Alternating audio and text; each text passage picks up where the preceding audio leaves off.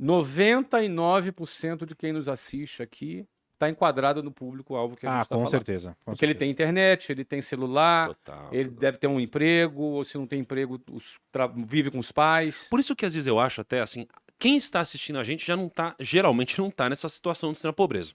Aí a gente dá o Mas argumento... pode estar no ônibus. Pode estar no ônibus, Isso. perfeito. Mas existe mobilidade para quem tá nessa classe Sim. social. É mais difícil, mas existe mobilidade. Então, a mobilidade social, vamos falar de números aqui, para quem está na pobreza, tá?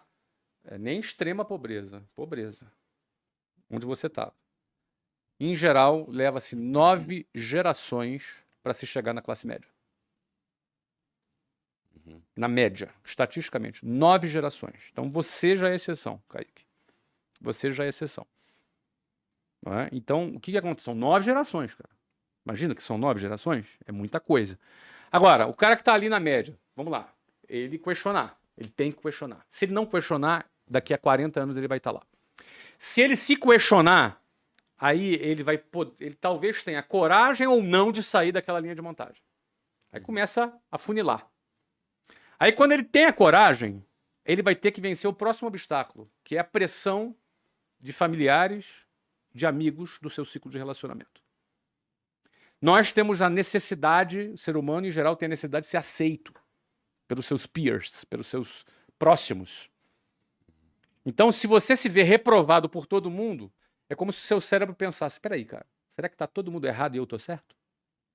Você se sente reprovado, você se sente errado. Só que para você sair da boiada, você vai ter que nadar contra a correnteza.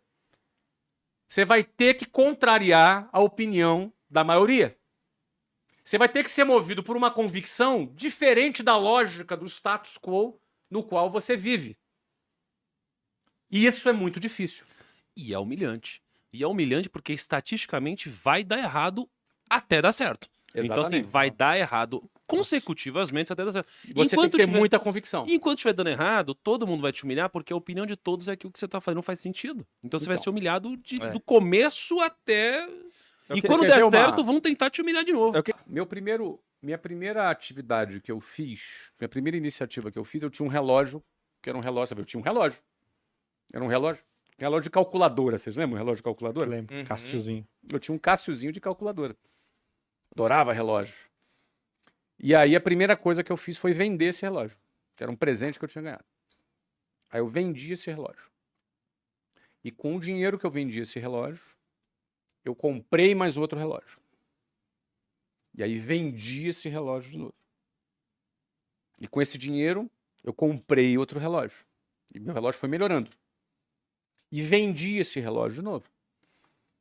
Na terceira ou a quarta vez que eu vendi esse relógio, o cara que me vendia o relógio, o meu fornecedor de relógio, já comecei a conquistar um pouco a confiança dele. Então eu comprei um relógio novo e peguei mais 2 em consignação. Ele já confiou em mim, já me conheceu, confiou em mim que eu iria pagar ele. E aí eu vendi os 3 relógios. Levei, uma semana depois, o dinheiro, ganhei o meu dinheiro do meu relógio e a comissão dos outros 2 relógios, ou seja, o lucro do outro 2 relógios, paguei os 3 relógios para ele. Comprei 2 relógios e peguei mais 2 consignados. E vendi os 4 relógios, e assim foi, assim foi. Eu acho que eu vendi uns, sei lá, 150 relógios. Você foi na caruda.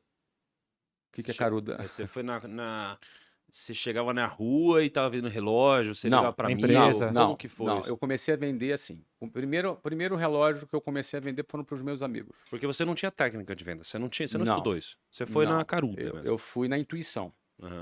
Tá? Na intuição. Então, e relógio é um produto muito simples de vender, não requer muita técnica. Então, você põe no pulsão ainda mais assim, um que fazia que cálculos, fica bonito. Não sai mais. mas naquela época tinha uma linha que existe até hoje, que é a linha Citizen ProMaster. Fiz a propaganda para Citizen aqui agora.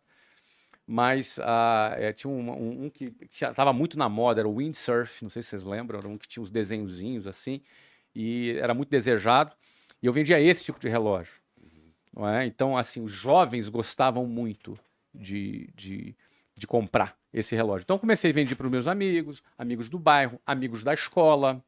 Daqui a pouco eu comecei a vender para vizinho do amigo, e o negócio começou a rodar. O negócio começou a rodar, e eu lembro que tinha um jornal chamado Jornal Balcão, no Rio de Janeiro, que era um jornal de classificados, a gente anunciava, eu anunciava o relógio lá, mesmo antes de ter o relógio, porque eu sentia qual era a demanda que tinha pelo relógio, e aí eu comprava, e o relógio juntava as pontas, entendeu? Então eu comecei a vender. Então essa minha experiência vendendo o relógio, ela me trouxe duas coisas. Primeiro, eu já estava namorando, e era muito ruim para mim ficar pedindo dinheiro pro meu pai. Tinha acabado de ser expulso da escola, uma história que todo mundo já conhece. Uhum. E aí o que acontece? Eu comecei a primeira coisa, eu comecei a ter dinheiro para poder sair com a Luciana.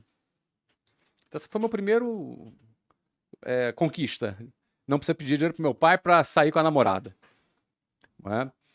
Depois, num segundo momento, quando eu comecei a vender com um pouco mais de escala, eu fiquei vendendo relógio por um ano. Não sei se eu vendi 10 relógios por mês, talvez, em média. Mas imagina aquele mês que eu vendi 20 relógios. Eu não me lembro quanto eu ganhava por relógio. Mas, aliás, eu tenho aqui uma... Vamos ver se eu acho aqui enquanto eu falo. Eu tenho aqui uma prestação de conta dos meus relógios vendendo. Achei esse dia na minha agenda, né? Que isso. Mas aí o que acontece? Eu comecei a questionar, de novo questionando. Porque o que eu ganhei vendendo aqueles relógios já era mais do que o meu pai e a minha mãe ganhavam no mês. Eu tinha 18 anos vendendo relógio. Claro que foi um mês. Mas quando eu ganhei aquele dinheiro, eu gostei de ganhar aquele dinheiro. E eu me senti assim, cara, por que as pessoas pegam 2 horas de ônibus para ganhar um salário mínimo? Por que elas fazem isso? Elas não vendem relógio. Eu tinha a sensação que eu tinha uma fórmula que fazia as pessoas saírem daquela situação delas. Eu tive a sensação de ter descoberto um caminho de saída. Porque, cara, eu ganhei, sei lá, 5, 6, 7 salários mínimos no mês vendendo relógio.